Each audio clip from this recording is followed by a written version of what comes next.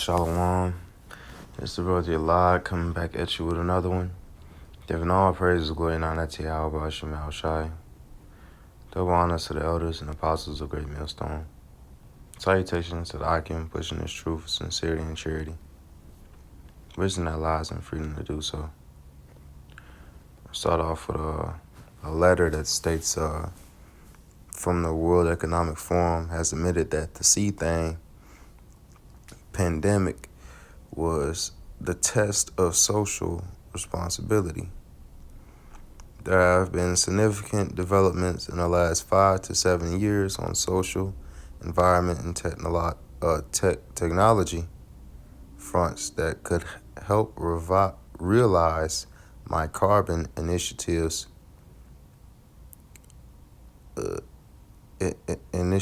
for shaping the future towards smart and sustainable cities. Specifically, to mention 3 developments in this context. 1.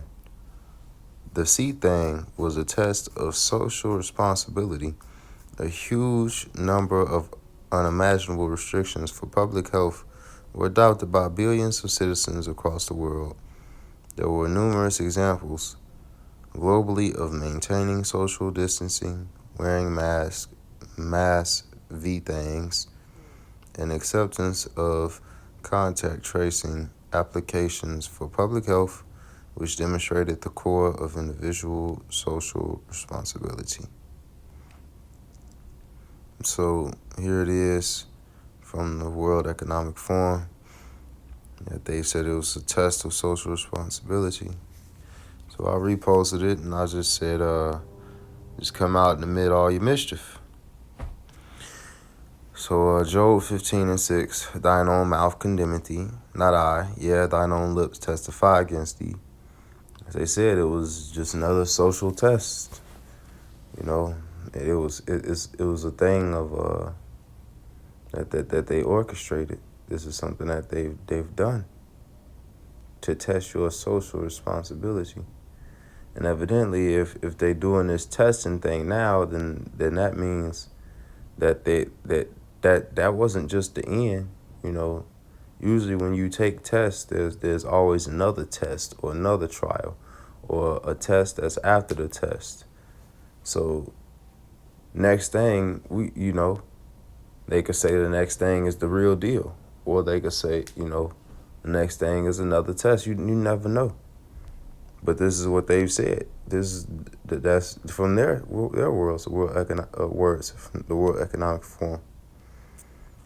Matthew 12:37, for by thy word shalt thou be justified, and by thy word shalt thou be condemned. Yeah, every idle word that anybody has ever said, these things are going to go towards their judgment and their sentencing, which is processed in the heaven of heavens, where the Lord watches all things and he sends his angels to do his work. You see? So that they're going to be condemned by their wicked words. And the ones that have been righteous, the elect that preach the word of the Lord and condemn wickedness, are going to be justified by the words that they speak.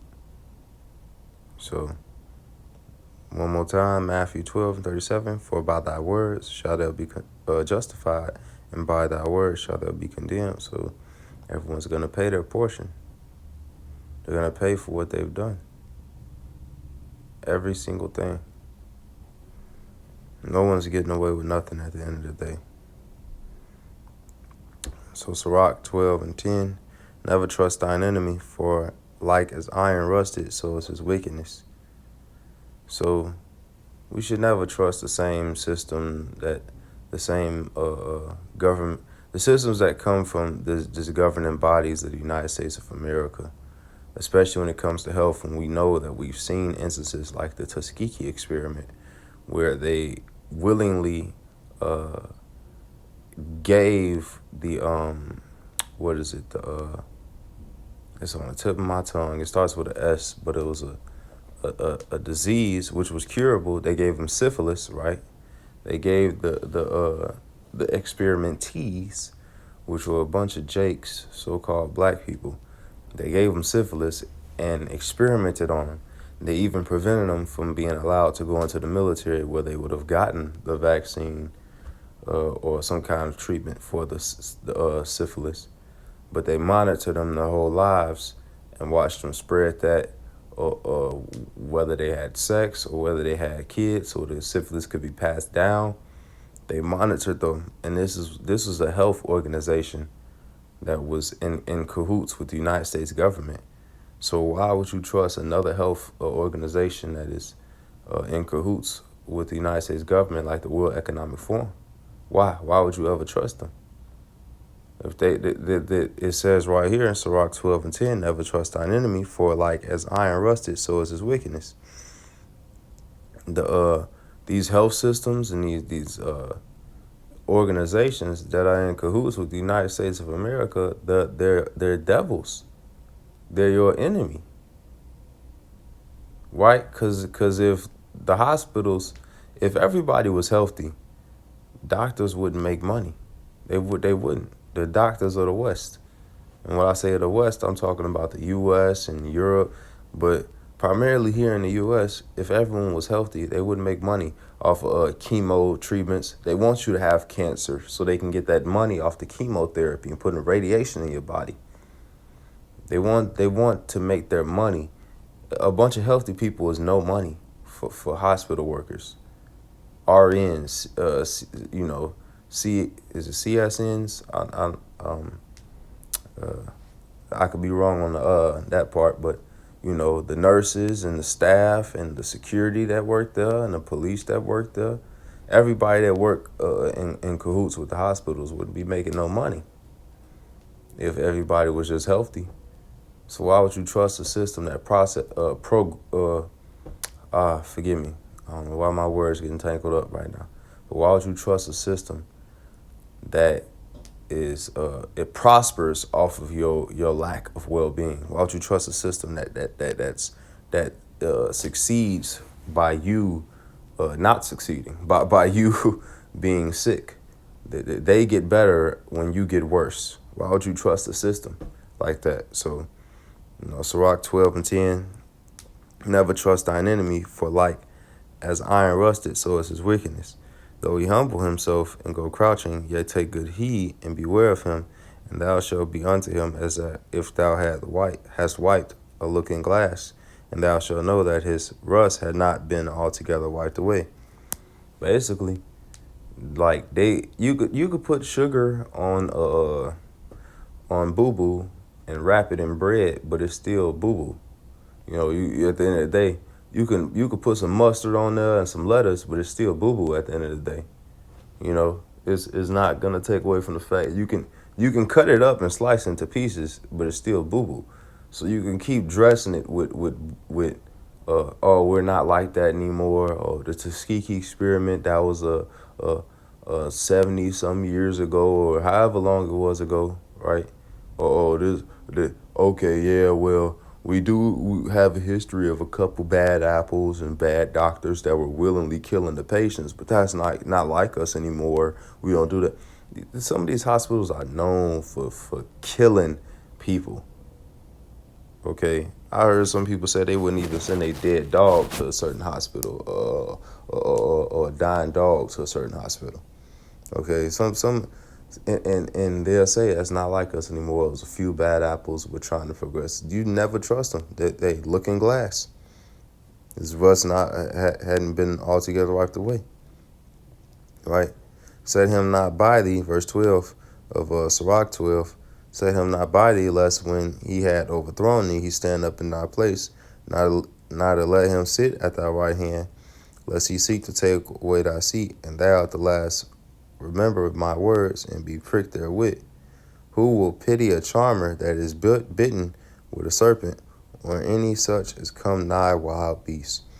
So you took that C thing jab, the juice, and we got to say these things, P thing and C thing and V thing, and we have to make these different words and terms to relate to what it really is, because these things are trigger words that they can use in the system and the algorithm to try to shut our videos down and take our videos down.